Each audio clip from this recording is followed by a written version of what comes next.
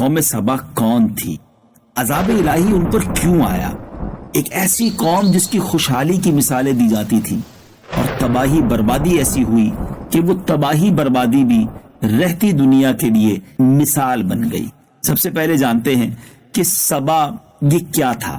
سبا عرب کا ایک قبیلہ ہے جو اپنے موری سے اعلیٰ سبا بن یشجب بن یعرب بن قحطان کے نام سے مشہور ہے۔ یعنی سبا ایک مرد کا نام تھا اور اس کی وجہ سے اس کی قوم سبا کہلائی۔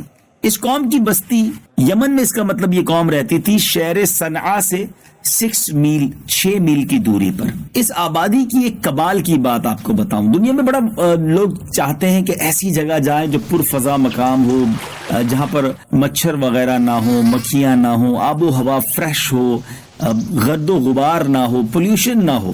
سبحان اللہ، یہ قوم ایسی تھی کہ اس کی آبادی کی آب و ہوا اور زمین اتنی صاف تھی، اس قدر لطیف و پاکیزہ تھی کہ نہ اس میں مچھر، نہ مکھی، نہ پسو، نہ کھٹمل، نہ بچھو، یعنی اس طرح کے حشرات الارض بھی نہیں تھے۔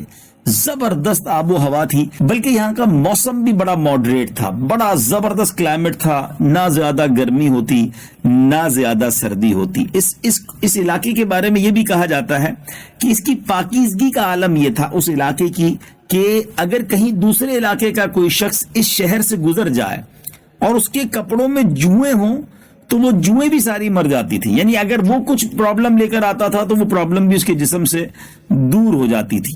اچھا، اب اس قوم کے پاس ایسے پھل تھے، ایسے زبردست باغات تھے کہ اس میں کثیر پھل لگتے تھے، بلکہ اتنے پھل لگتے تھے اور اس طرح وہ پھل گرتے تھے کہ اگر کوئی شخص اپنے سر پر ٹوکرا اٹھا کر چلے تو بغیر ہاتھ لگائے قسم قسم کے پھلوں سے وہ ٹوکرا بھر جاتا تھا۔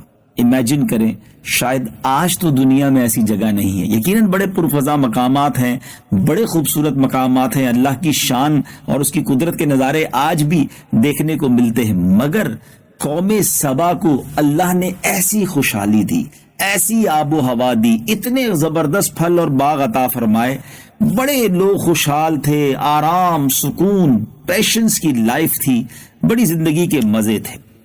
لیکن اب گڑبڑ کہاں شروع ہوئی کہ جب اتنی ساری نعمتیں ملی، اتنی ساری آسائشیں ملی تو ہونا کیا چاہیے تھا؟ اللہ کا شکر ادا کرتے، اللہ کی نعمتوں پر رب کی بارگاہ میں سربسجود ہوتے، مگر ان نعمتوں نے، اس مال نے، اس آسانی نے اس قوم کو سرکش بنا دیا۔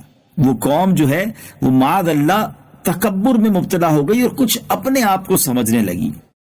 اللہ تبارک و تعالیٰ نے اس قوم کی ہدایت کے لیے یکے بعد دیگرے 13 نبیوں کو بھیجا۔ 13 انبیاء کرام قوم سبا کے پاس گئے اور قوم کو اللہ کی نعمتیں یاد دلاتے رہے کہ دیکھو اللہ نے تمہیں کتنا اچھا رکھا ہے، اور اللہ کے عذاب سے ڈراتے رہے۔ اللہ اکبر، مگر ان سرکش لوگوں نے اللہ کے نبیوں کو جھٹلایا، ڈینائی کیا، ان کی بات نہ مانی، اتنی ساری نعمتوں کے ہوتے ہوئے وہ شکر گزار نہ بنے۔ اور اس قوم کا ایک سردار تھا جس کا نام حماد تھا، وہ ایک متکبر، بڑا پراؤڈی اور سرکش آدمی تھا۔ اس کا ایک لڑکا تھا اور اس کا جب لڑکے کا انتقال ہو گیا تو اس نے آسمان کی طرف تھوکا، معاذ اللہ، یعنی اپنے کفر کا اعلان کر دیا، اللہ سے بغاوت کا اعلان کر دیا اور اعلانیہ لوگوں کو کفر کی دعوت دینے لگا، اور جو کفر سے انکار کرتا اس کو قتل کر دیتا۔ اللہ عز و جل کے نبیوں سے نہایت بے ادبی، تکبر اور پراؤڈ والے لہجے میں کہتا کہ آپ لوگ اللہ سے کہہ دیجئے کہ وہ اپنی نعمتوں کو ہم سے چھین لے۔ آپ ڈراتے نا ہمیں کہ نعمتیں چلی جائیں گی اور یہ اللہ نے دی ہیں، ہم شکر نہیں کریں گے تو چلی جائیں گی، تو آپ کہیے رب سے وہ چھین لے ہم سے۔ یعنی وہ یہ سمجھنے لگا تھا کہ یہ سب کچھ ہمارا ہے، اللہ کا نہیں ہے۔ معاذ اللہ، کیسے چھینے گا، کیسے جائے گی یہ ساری مال و دولت، یہ آسائشیں، اتنی اچھی آب و ہوا؟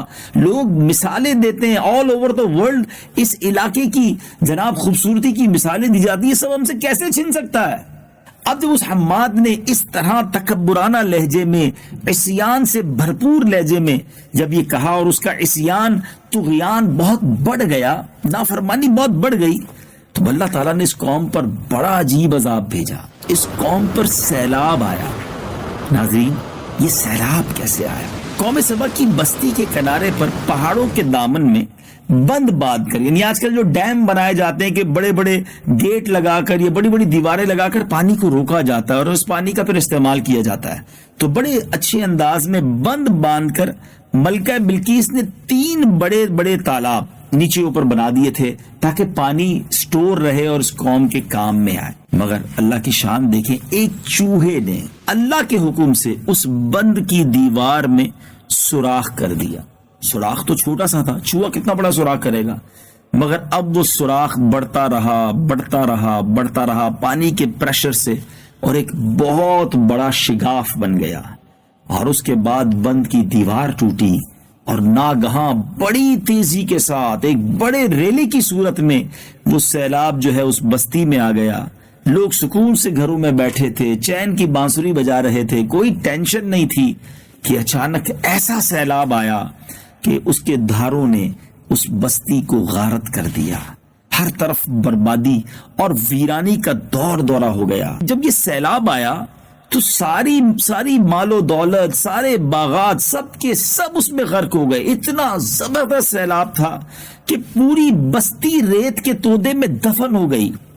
یہ قوم تباہ و برباد ہو گئی، اور اس کی بربادی ایسی ہوئی کہ پہلے اس قوم کی مثال خوشحالی کے ساتھ دی جاتی تھی، اور اب یہ قوم رہتی دنیا کے لیے بربادی کی مثال بن گئی، ایگزامپل بن گئی کہ دیکھو قوم سبا کیسے برباد ہوئی تھی۔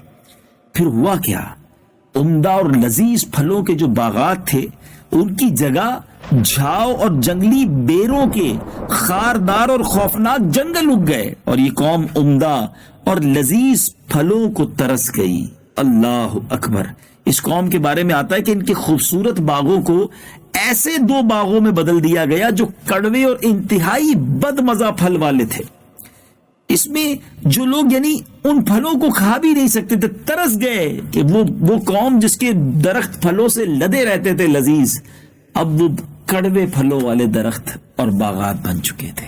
اس واقعے کے بارے میں علامہ احمد ساوی علیہ رحمۃ اللہ تعالی علیہ فرماتے ہیں کہ اس واقعے کو بیان کرنے سے مقصود پیارے آقا علیہ الصلوۃ والسلام کی امت کو نصیحت کرنا، وہ ان کے انجام سے عبرت حاصل کریں، اور اللہ تعالیٰ نے انہیں جو نعمتیں عطا کی ہیں ان پر اللہ تعالیٰ کا شکر ادا کریں، اور اگر وہ ایسا نہ کریں گے تو انہیں بھی ایسے حالات کا سامنا کرنا پڑ سکتا ہے۔ ناظرین غور کریں، آج آئے دن زلزلے، آج آئے دن سیلاب، کہیں طوفان، کہیں سونامی، کہیں آندھی۔ اب غور کریں یہ سب کچھ کیوں ہو رہا ہے؟ کہیں ایسا تو نہیں کہ ہم بھی اللہ کی ناشکری کر رہے ہیں، ہم بھی اللہ کی نعمتوں کا شکر ادا نہیں کر رہے؟